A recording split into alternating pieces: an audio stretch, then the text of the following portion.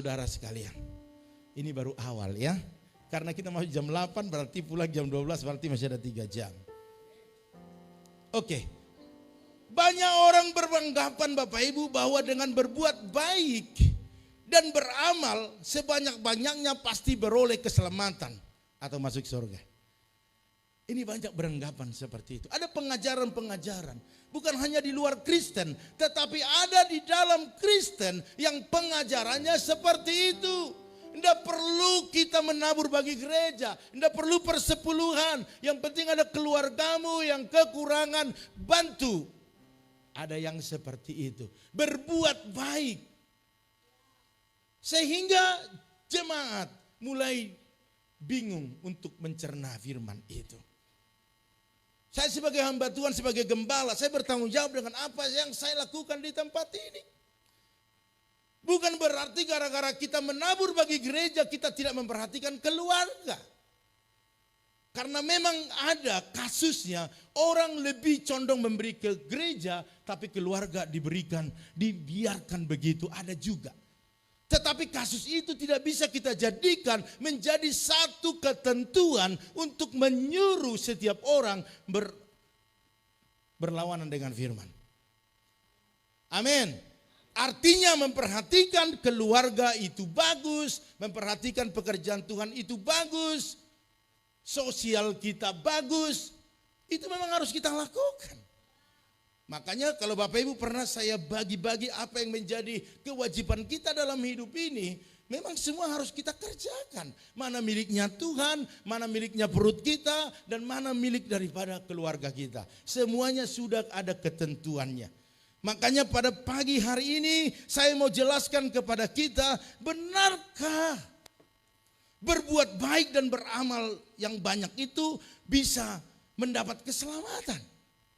Kita lihat ayat ini, 2 Timotius 1 ayat 9. Dikatakan dialah yang menyelamatkan kita dan memanggil kita dengan panggilan kudus. Yang setuju katakan amin.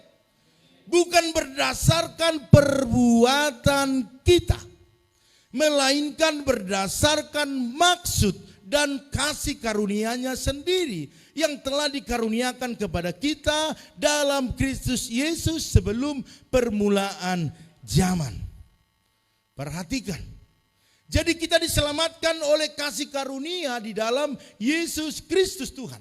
Bukan karena perbuatan baik kita. Yang setuju katakan amin.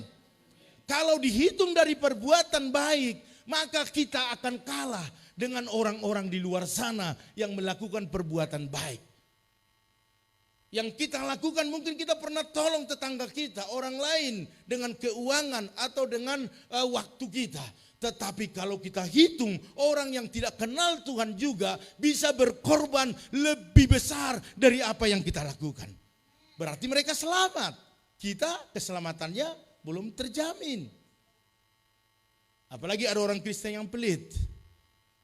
Bagaimana dia dapat keselamatan? Ada orang Kristen pelit enggak? Tahu enggak apa arti pelit?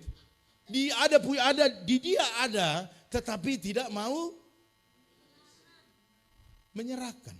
Itu pelit.